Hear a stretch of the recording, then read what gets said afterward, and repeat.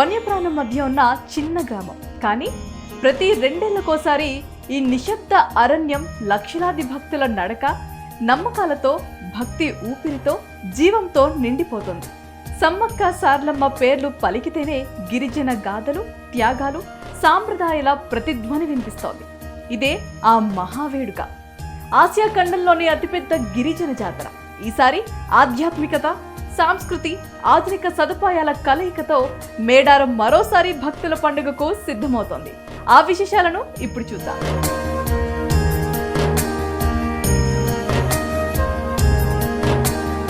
సై సై మేడారం జాతర, కొండా కోన గుండెల్లో వీరుల పూజరా.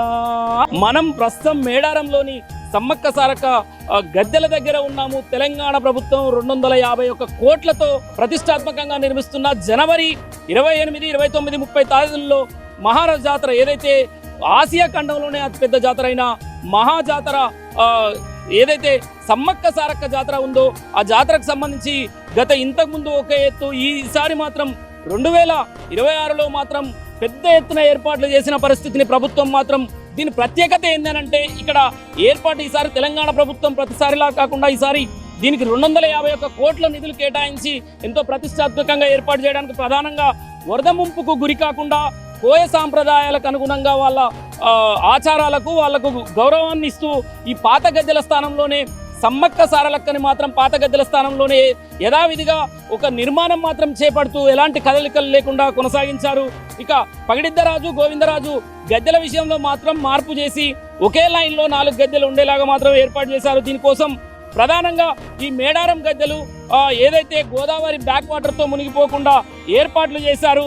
దానికి సంబంధించి గోవిందరాజు పూజగొండ్ల నుండి పగిడిద్దరాజు ప్రతిరూపాలతో కొత్త గద్దెల పైన ఇప్పటికే ప్రతిష్టాపన కార్యక్రమం జరిగింది కూడా. ఇక కోయ సంస్కృతి ఉట్టిపడేలా ఆధునిక వసతులతో, గ్రానైట్ ఏర్పాట్లతో పెద్ద ఎత్తున చేసిన పరిస్థితి. ఎన్నేళ్ళైనా కొన్ని వందల సంవత్సరాలు, 200 నుంచి 250 సంవత్సరాలు ఎలాంటి ఇబ్బంది కలగకుండా, చెక్కు చెదరకుండా ఒకే పాలరాతి, సింగిల్ పాలరాతి మీద ఒక 200 నుండి 205, 250 సంవత్సరాల వరకు ఎలాంటి ఇబ్బంది కలగకుండా పెద్ద ఎత్తున మాత్రం ఏర్పాట్లు చేస్తున్న పరిస్థితిని మాత్రం చూడొచ్చు. దీనికోసం 250 మంది శిల్పులను కేటాయించడం, అలానే ఈ సంబంధించిన పాలరాతి ఏదైతే దీన్ని ప్రత్యేకంగా అనంతపురం, నంద్యాల, అక్కడ నుండి ఏపీ నుంచి మాత్రం ఇక్కడికి తరలించిన పరిస్థితి. అక్కడ ఒక 500 మంది, ఇక్కడ 250 మంది శిల్పులు పనిచేస్తున్న పరిస్థితి. దీనికి సంబంధించి ఏదైతే ఈ సమ్మక్క సారక్క పగిడిద్దరాజు, గోవిందరాజు గద్దెలకు సంబంధించి ప్రహారీ మొత్తం చూసుకోవచ్చు. అలానే శిలా తోరణాలు ఏదైతే ఏర్పాటు చేశారో, స్వాగత తోరణాలు, వీటిపైన 700కు పైగా ఒక బొమ్మలను చెక్కి వాళ్ళ జీవన శైలి, వాళ్ళ జీవన విధానము, వాళ్ళు తరతరాల నుంచి వాళ్ళ తాతల నుంచి ఏదైతే ఉన్నదో ఇక్కడ వారసత్వంగా వాళ్ళ కుటుంబ వృక్షాలు, విధి విధానాలను మాత్రం ఇక్కడ స్పష్టంగా ఏర్పాటు చేసి భవిష్యత్ తరాలకు కూడా, అంటే రేపు కొన్ని 200-250 ఏళ్ల సంవత్సరాల పైన కూడా భవిష్యత్ తరాలకు ప్రతిబింబించేలా ఏర్పాట్లను మాత్రం చేసింది తెలంగాణ ప్రభుత్వం. దానికి సంబంధించిన ఏర్పాట్లు మాత్రం చకచకా జరుగుతున్న పరిస్థితి. కొంత గద్దెల నిర్మాణం మాత్రం ఇప్పటికే పూర్తి అయింది. ప్రాంగణంలో మాత్రం ఏర్పాట్లు వేగంగా జరుగుతున్న పరిస్థితి అయితే కనబడుతున్నది.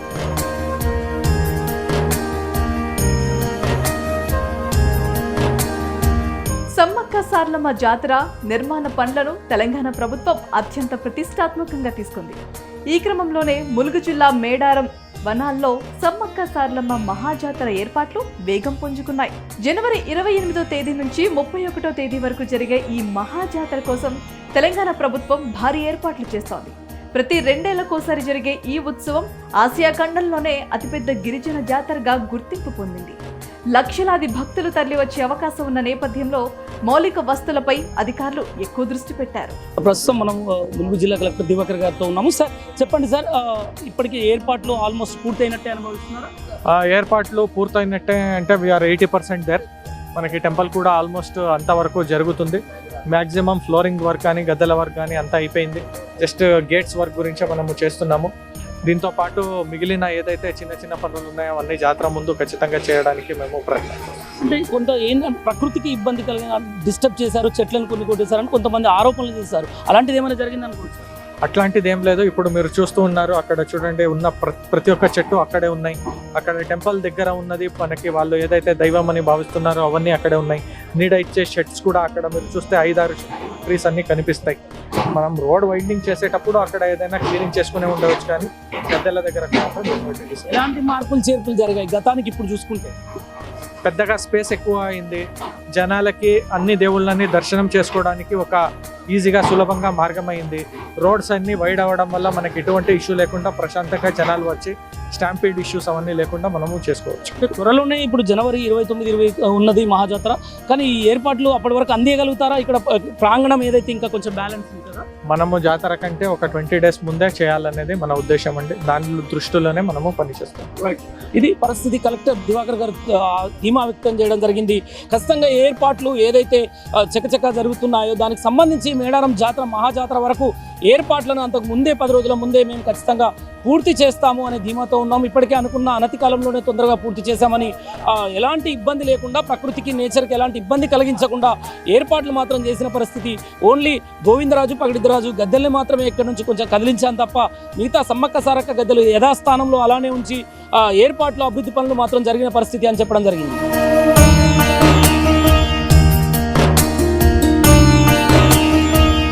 సమ్మక్క సార్లమ్మ గద్దెల వద్ద పునర్నిర్మాణ పనులు తుది దశలో ఉన్నాయి. పాత నిర్మాణాలు తొలగించి విస్తరించిన గద్దెల నిర్మాణం, గ్రనైట్ ప్రాకారాలు పూర్తి చేయబడుతున్నాయి. భక్తుల రాకపోకలకు కొత్త మార్గాలు ప్లాన్ చేసి అమలు చేస్తున్నారు. జాతర చరిత్రను ప్రతిబింబించే శిల్పాలు, శాశ్వత వాస్తుశిల్పంతో ఆ ప్రదేశానికి కొత్త అందాన్ని ఇవ్వాలని ప్రభుత్వం లక్ష్యంగా పెట్టుకుంది. అయితే ఈ జాతర ఆధ్యాత్మిక ఉత్సవం మాత్రమే కాదు, గిరిజన సాంప్రదాయాలకు ప్రతీక. స్వాతంత్ర్యం, గౌరవం, విశ్వాసానికి ప్రతిరూపం. సమ్మక్క సార్లమ్మ కథలు, వారి త్యాగాలు, ప్రజల భక్తి ఈ జాతరలో ప్రతి అంగుళంలో ప్రతిధ్వనిస్తాయి. ప్రకృతి ఒడిలో నివసించే గిరిజన సంస్కృతి, సాంప్రదాయం, ఆరాధనతో నిండిన ఈ మహా ఉత్సవం కోసం అంతా సిద్ధమవుతోంది. ప్రధాన స్వాగత తోరణంపై సమ్మక్క వంశీయుల చరిత్ర తెలిపే 59 బొమ్మలు, 250 మంది శిల్పులతో బొమ్మల చిత్రీకరణ, చెట్లను దాదాపు తొలగించకుండానే అభివృద్ధి పనులు మాత్రం తెలంగాణ ప్రభుత్వం ఇక్కడ ఏర్పాటు చేసేది. ప్రస్తుతం మనము ప్రధాన స్వాగత తోరణం దగ్గర ఉన్నాము. ప్రధాన స్వాగత తోరణం ఇదే. అంటే ఈ ప్రధాన స్వాగత తోరణం దాటగానే సమ్మక్క గద్దె వస్తుంది. సమ్మక్క గద్దె తర్వాత సారక్క గద్దె వస్తుంది. సారక్క గద్దె తర్వాత గోవిందరాజు వస్తుంది. గోవిందరాజు తర్వాత పగిడిద్దరాజు వస్తుంది. ఇలా వరుసగా 4 గద్దెల్ని నూతనంగా ఏర్పాటు చేసింది మనం చూసుకోవచ్చు. అయితే ఇందులో ఒక విశిష్టత ఉంది. ఏంటి అంటే ఈ ప్రధాన స్వాగత తోరణం ఏదైతే ఉందో విజువల్స్లో మనం చూసుకోవచ్చు. ఇక్కడ ప్రధాన తోరణం, స్వాగత తోరణం ఏదైతే ఈస్ట్ వైపు ఉన్నదో అందులో ప్రధానంగా వాళ్ళు ఏదైతే వాళ్ళ ఆచారం, వాళ్ళ సాంప్రదాయం ఉట్టిపడేలాగా వాళ్ళ సింబాలిక్, వాళ్ళ నుదుట బొట్టు, వాళ్ళ వంశం గురించి చెప్పే ఆనవాళ్ళని స్వస్తిక్ గుర్తు, వాళ్ళ స్వాగతం పలికే వాళ్ళ నృత్యాలు, వాళ్ళకు సంబంధించిన ఏదైతే ఉన్నాయో వాళ్ళ అలవాట్లని మొత్తానికి ఈ స్వాగత తోరణానికి ప్రధానంగా ఉన్న ఈ 2 పిల్లర్లకు ప్రతి పిల్లర్కి ఏర్పాటు చేశారు. కానీ ఇక్కడ ప్రధానంగా దీన్ని ఏర్పాటు చేశారు. ఇది ఏకశిలా పాలరాతితో ఏర్పాటు చేసింది మనం చూసుకోవచ్చు. అక్కడ వాళ్ళ నుదుటిన సింబాలిక్ చూసుకోవచ్చు. First one. రెండోది వాళ్ళు గొట్టు అంటారు. వాళ్ళ గోత్రం 5వ గోత్రంగా ఉంది. స్టార్ మార్క్ ఉంది. ఇక్కడ ఒక నక్షత్రంగా కూడా సమ్మక్కని కొలుస్తారు కాబట్టి అక్కడ స్టార్ మార్క్ ఉంది. స్వస్తిక్ ఉంది. స్వస్తిక్ అంటే కాలం తిరుగుడు, దానిపైన వివాదం మాట్లాడినా కూడా దానికి సంబంధించి ఈ సమ్మక్క సారక్క మేడారం పూజారులు దానికి వివరణ ఇచ్చారు. ఇక లాస్ట్ వన్ వచ్చేసి వాళ్ళ మంగళ వాయిద్యం ఏదైతే వాళ్ళ ఆచారం, వాళ్ళ గోండు సాంప్రదాయం, వాళ్ళ ఆదివాసీ సాంప్రదాయం, డోలి ఆట నృత్యాలని చూపించే విధంగా ఈ స్వాగత పిల్లర్ల ద్వారా ఏర్పాటు చేసిన పరిస్థితిని మాత్రం మనం చూసుకోవచ్చు. తర్వాత సమ్మక్క గద్దె ఉంటుంది. అంటే యథావిధిగా గతం నుంచి ఏదైతే ఉందో అలానే సమ్మక్క గద్దెని, సారక్క గద్దెని మాత్రం కదిలించకుండా ఓన్లీ గోవిందరాజు పగిడిద్దరాజు గద్దెల్ని మాత్రమే తరలించి అదే లైన్లో అవతల గోవిందరాజు పగిడిద్దరాజులు ఏర్పాటు చేసిన పరిస్థితిని మాత్రం మనం చూసుకోవచ్చు. ఇక్కడ ఆల్మోస్ట్ మాత్రం పనులు పూర్తయ్యాయి.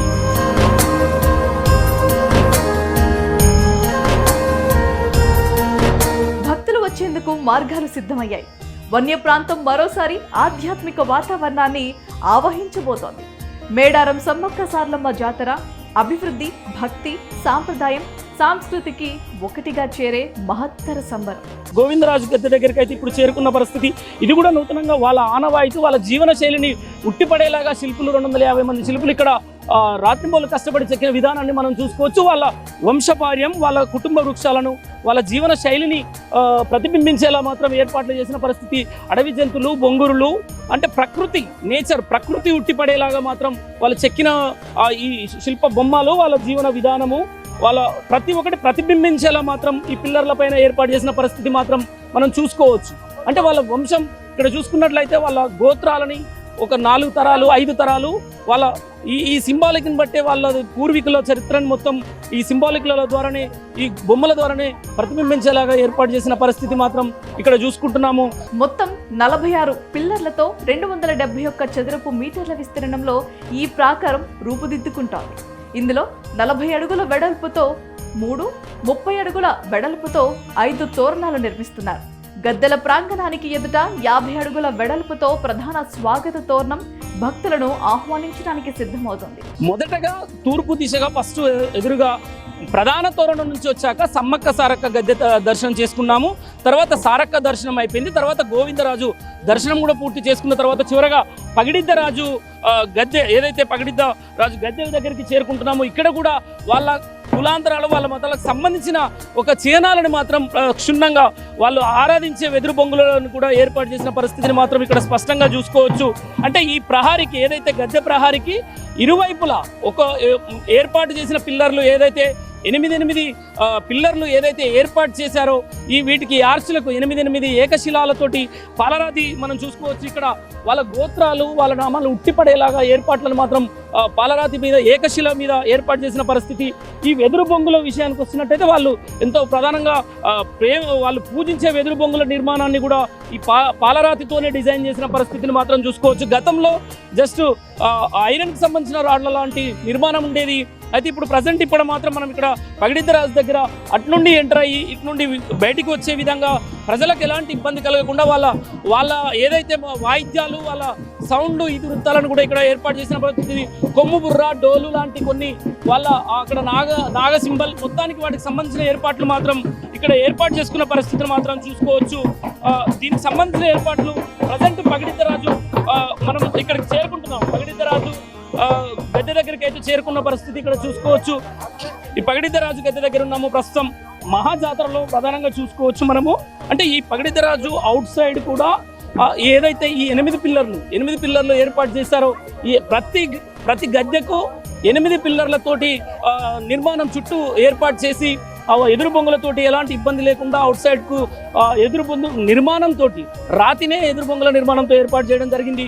ప్రతి గద్దెకు 8 పిల్లర్ల చొప్పున 8 పిల్లర్లకు ఇరువైపులా వాళ్ళ జీవన సౌందర్యం, వాళ్ళు జీవించిన విధానం, వాళ్ళ తాతల తరాల నుంచి వాళ్ళ వంశ ఈతి వృత్తాన్ని చెప్పే విధంగా, సమాజానికి తెలిసే విధంగా గిరిజన సంస్కృతి, గిరిజన సాంప్రదాయాలు, ఆదివాసీల సాంప్రదాయాలు, కోయల సాంప్రదాయం, వాళ్ళ భాష విధానం, వాళ్ళ వాడుక, ప్రతి ఒక్కటి ఇక్కడ ఈ వీటి ద్వారా తెలిపే ప్రయత్నం చేశారు. ప్రతి పిల్లర్లో ప్రతి 8 ఏదైతే ఉన్నాయో అడవిలో వాళ్ళు ఆరాధించే జంతువులు కావచ్చు, మొక్కలు కావచ్చు, ప్రతి ఒక్కటి పిల్లర్ల మీద నిర్మాణంతో మాత్రం ఏర్పాటు చేసిన పరిస్థితిని మనం చూసుకోవచ్చు. ఇప్పుడు మనం పగిడిద్దరాజు గద్దెను దర్శించుకున్న తర్వాత అంటే మొత్తానికి ఇక్కడికి 4 గద్దెలు వరుసగా ఉండడంతో ఇక్కడికి క్లోజ్ అవుతుంది. తర్వాత ఇటువైపుగా కూడా మరొక గద్దెల నిర్మాణం, ప్రధాన ద్వారాన్ని కూడా ఇక్కడ ఏర్పాటు చేశారు. ఇక్కడ విజువల్స్లో చూసుకోవచ్చు. ఇవి ప్రధాన గేటు. ఈస్ట్ వైపు ఏదైతుందో వెస్ట్ వైపు కూడా అలానే ఒక ప్రధాన గేటును ఏర్పాటు చేసిన పరిస్థితి. వాళ్ళ ఇతి వృత్తాంతం, వాళ్ళ కుల వృత్తాంతం, వాళ్ళ వంశ వృత్తాంతాన్ని ఆ చిహ్నాలలో, ఆ బొమ్మల ద్వారా వ్యక్తపరిచే ప్రయత్నం స్పష్టంగా ఏర్పాటు చేయడం జరిగింది.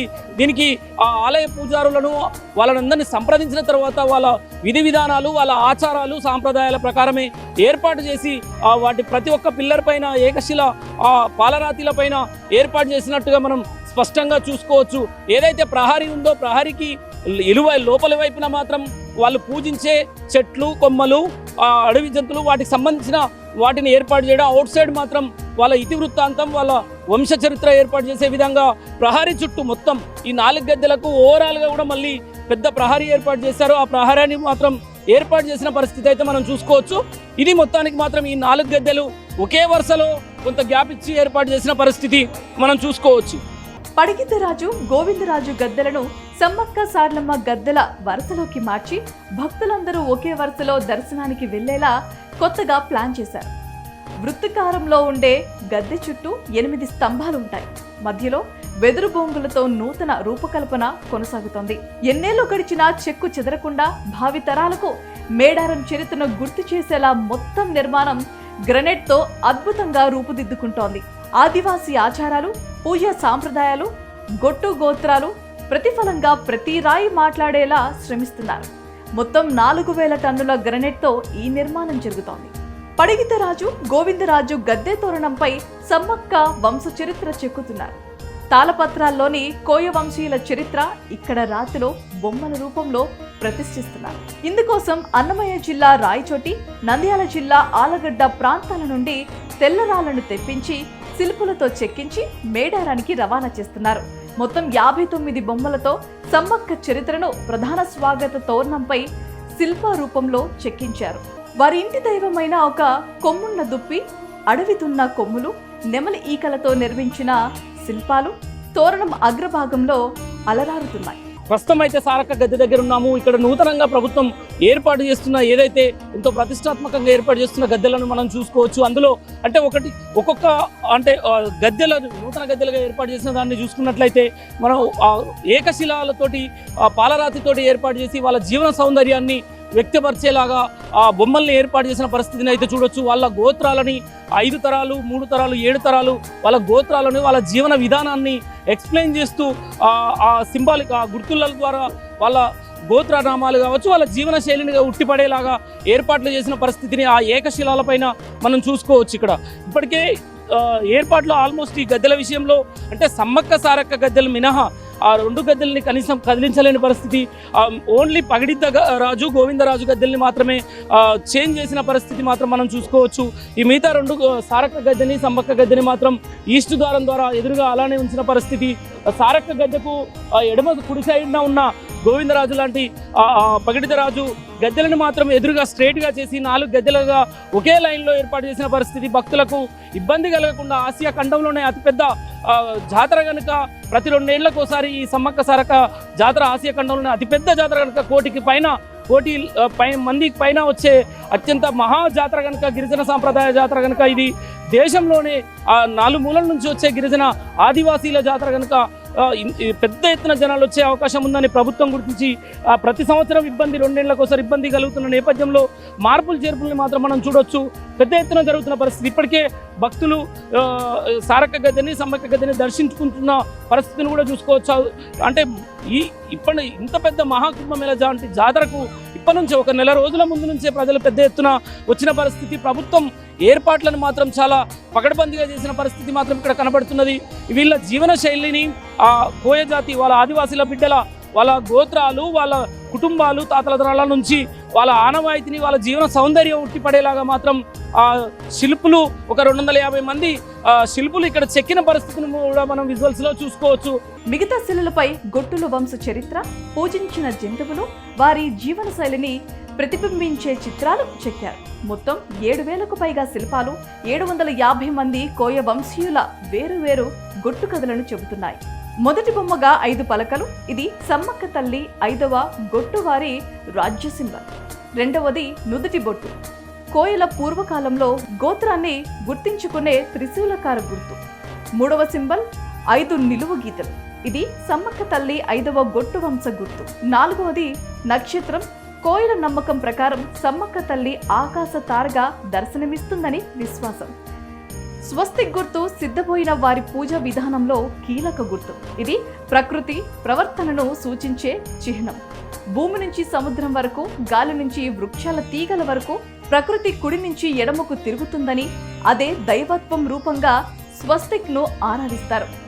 కింద భాగంలో దున్న కొమ్ములు, నెమలి ఈకలు, కోయ నృత్యాల శైలితో కూడిన శిల్పాలు ఆదివాసీ ఆత్మను ప్రతిబింబిస్తున్నాయి. ఏదైతే ఈ సమ్మక్క సారక్క గద్దెల నిర్మాణంలో మాత్రం పగిడిత రాజు, గోవిందరాజు గద్దె తోరణంపై 59 బొమ్మలతో సమ్మక్క చరిత్ర చెక్కడమే కాకుండా తాళపత్రాల్లోని కోయ వంశీయుల చరిత్రను ప్రాంగణం ద్వారా అంటే తాళపత్రాల ద్వారా ఆ కోయ వంశీయులు దాని ద్వారా ఒక PhD స్కాలర్గా చేసిన అరుణ్ కుమార్ అనే వ్యక్తి ద్వారా కూడా ఇక్కడ వాళ్ళ సలహాలు సూచనల మేరకు చేసినట్లుగా మనకు స్పష్టంగా చెప్పారు. అలానే ప్రాంగణం గోడలపైన వాళ్ళ చిహ్నాలు, బొమ్మలు చెక్కించారు. దీనికోసం ప్రత్యేకంగా ఈ ఏకశిల పాలరాతిని ఆంధ్రప్రదేశ్లోని అన్నమయ్య జిల్లా రాయచోటి నుంచి నంద్యాల ఆళ్లగడ్డ తెలుపు రంగు రాళ్ళను కూడా తరలించారు. దీనితోటి ప్రత్యేకంగా ఈ ప్రధాన స్వాగత తోరణం పైన చెక్కారు. 5వ గొట్టు వంశం సమ్మక్కది రాయి బంద అని 5వ గొట్టు వంశం వివరాలు వెలువడే విధంగా వాళ్ళు ఏర్పాటు చేసిన ఆనవాళ్ళని మనం చూసుకోవచ్చు. అలానే దీనిపైన 2 వైపులా అడవి దున్నలు, నెమలి, వాళ్ళు ఏదైతే మొక్కుతారో, వాళ్ళు పూజిస్తారో, ఈ గొట్టు వంశీల చరిత్ర, వాళ్ళు పూజించే జంతువులు, జీవన శైలి తెలిపే చిత్రాలను మాత్రం ప్రధానంగా చెక్కారు. దీనికోసం 750 మంది కోయ వంశీల పేర్లకు సంబంధించి 7000 బొమ్మలు ఉంటాయని వాళ్ళు ఆలయ పూజారులు చెప్తున్న పరిస్థితి. భక్తుల రాకపోకలు సులభం కావడానికి ఆర్టీసీ ప్రత్యేకంగా 4000 బస్సులను నడపడానికి సిద్ధమవుతోంది. పార్కింగ్ జోన్లు, తాగునీటి పాయింట్లు, తాత్కాలిక ఆసుపత్రులు, అంబులెన్స్ సేవలు, పోలీస్ భద్రత వంటి ఏర్పాట్లు సిద్ధంగా ఉన్నాయి. కొన్ని పనులు కొద్ది రోజుల్లో పూర్తయ్యేలా అధికారులు పర్యవేక్షణ కొనసాగిస్తున్నారు. ఈ సమగ్ర అభివృద్ధి కోసం ప్రభుత్వం భారీ స్థాయిలో నిధులు మంజూరు చేసింది. శాశ్వత అభివృద్ధి పనుల కోసం 236 కోట్ల మాస్టర్ ప్లాన్ రూపొందించింది. రవాణా, పారిశుద్ధ్యం, తాగునీరు, వైద్య శిబిరాలు, ట్రాఫిక్ మేనేజ్మెంట్ కోసం అధికారులు అదనంగా 150 కోట్లు కేటాయించారు. అవసరానుసారంగా ఇటీవలే ప్రభుత్వం 251 కోట్ల వరకు నిధులు విడుదల చేసింది. మొత్తం మీద ఈసారి జాతర కోసం ఖర్చు 236 కోట్ల నుంచి 251 కోట్ల మధ్యలో ఉండే అవకాశం అయితే కనిపిస్తోంది. సమ్మక్క సారక్క గద్దెల ప్రాంగణంలో ఉన్నాము. మంత్రి సీతక్క పనులను పర్యవేక్షిస్తున్నారు. స్వయంగా ఇక్కడ దగ్గరగా ఉండి తన మాటల్లో తెలుసుకున్నారు. అక్క, మహాజాతర 2 ఏళ్లకు ఒకసారి వస్తుంది. అప్పటి వరకు మీరు పూర్తి చేస్తారా? జనవరి 29, 28 ఉన్న నేపథ్యంలో ఈ పూర్తి అయ్యే అవకాశం ఉందంటారు? తప్పకుండా అన్ని దాదాపుగా అయిపోయినాయి. ఇప్పుడు అంతా ఫిట్టింగ్ జరుగుతూ ఉంది. అన్నీ ఫిట్ చేస్తూ ఉన్నారు. అన్నీ చెక్కిండ్రు కూడా. వాస్తవానికి మేము ఫస్ట్ అనుకున్నది ఓన్లీ ఈ గ్రనైట్తో ఫిట్ చేద్దాము అనుకున్నాము. దాని మీద ఈ దాదాపుగా 7000 రకాల బొమ్మలు వచ్చాయి. 7000 రకాల బొమ్మలు, తర్వాత దైవ భక్తి కావచ్చు, భక్తితో కూడుకున్నవి లోపలికి వచ్చినాయి, లైఫ్ స్టైల్ బయటకు వచ్చినాయి. తర్వాత గేట్స్ కూడా చాలా పెద్దగా వస్తున్నాయి. ఇప్పుడు మీరు కాకతీయ తోరణం చూస్తే ఎట్లుంటుందో మా గేట్లు కూడా అంత బ్రహ్మాండంగా రాబోతున్నాయి. కాబట్టి అట్లా కొద్దిగా లేట్ అయింది. అంతిమంగా మాకు ఇంకా కరెక్ట్గా 1 రోజులు టైం ఉంది. కానీ ఈరోజు చూస్తే ఈరోజే జాతర లెక్క అనిపిస్తుంది. నేను అట్లా కార్లు వస్తుంటే, అప్పుడు జాతర అప్పుడు మాత్రమే ఉంటారు. అటు వెంగళాపురం అని అంటారు, నార్లాపురము, మొత్తం వెహికల్స్ పెద్ద ఎత్తున వచ్చారు. కాబట్టి మాకు కూడా టెన్షన్ ఉంది. తొందరగా చేసి వాళ్ళ భక్తులు ఇంత పెద్ద ఎత్తున వస్తున్నారు కాబట్టి వాళ్ళకి అసౌకర్యం కలగొద్దని ఇప్పటివరకు ఎక్కడ కూడా జాతర అంటే వచ్చే భక్తులకు అసౌకర్యం లేకుండానే చేసాం. ఇప్పుడు ఈరోజు చూసినాక ఇంకా మంచినీళ్ళు పెంచాలి. తర్వాత అంటే మేము ఇప్పుడేమో ఇక్కడిక్కడే పెంచుదాం అనుకున్నాము. ఆ తర్వాత జాతర అప్పుడు అక్కడంతా చేస్తాం.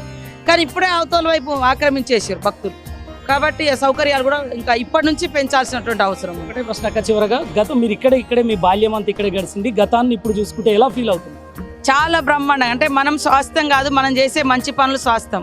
అట్లనే ఈ చరిత్ర, సమ్మక్క సారలమ్మ చరిత్ర కూడా వాళ్ళది ఎప్పుడో 1300 నాటి చరిత్ర. ఇప్పటి వరకు మనం వాళ్ళను మొక్కుకొని చేస్తున్నామంటే వాళ్ళ జీవితాలు, వాళ్ళ త్యాగాలు, వాళ్ళ మహిమలు ఇవన్నీ కూడా ఉన్నాయి. కాబట్టి ఈ అవకాశం నాకు దక్కింది. నేను ఎప్పుడు అనుకునేది అధికారికంగా, నేను రాజకీయాల్లోకి వచ్చినాక ఎప్పుడు కూడా ఒక అధికారికంగా లేను. నేను ఎప్పుడు పవర్లో లేను.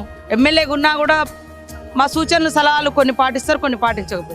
కానీ ఈరోజు ఇంత ఫండ్స్ తీసుకొచ్చుకొని పని చేసుకునే అవకాశం వచ్చింది. నాకు దక్కిన ఈ యొక్క అదృష్టంగా నేను భావిస్తాను. మేడారం పుణ్యక్షేత్రం కోట్లాది భక్తులతో కలకలలాడుతోంది. గద్దెల పునర్నిర్మాణం నుంచి స్వాగత తోరణాల వరకు ప్రతి రాయి, ప్రతి శిల్పం, ప్రతి సింబల్ కోయవంశ చరిత్రను, సమ్మక్క సారలమ్మ ఆధ్యాత్మికతను ప్రతిబింబించేలా రూపుదిద్దుకుంటోంది. 2 సంవత్సరాలకు ఒకసారి జరిగే ఈ మహాజాతరకు ఈసారి వినూత్న అంటే కొత్తగా ఏర్పాట్లు చేస్తూ పునర్నిర్మాణ కార్యక్రమానికి పూనుకున్నది తెలంగాణ ప్రభుత్వం. దానికి సంబంధించిన ఏర్పాట్లు మాత్రం చూడొచ్చు మనం.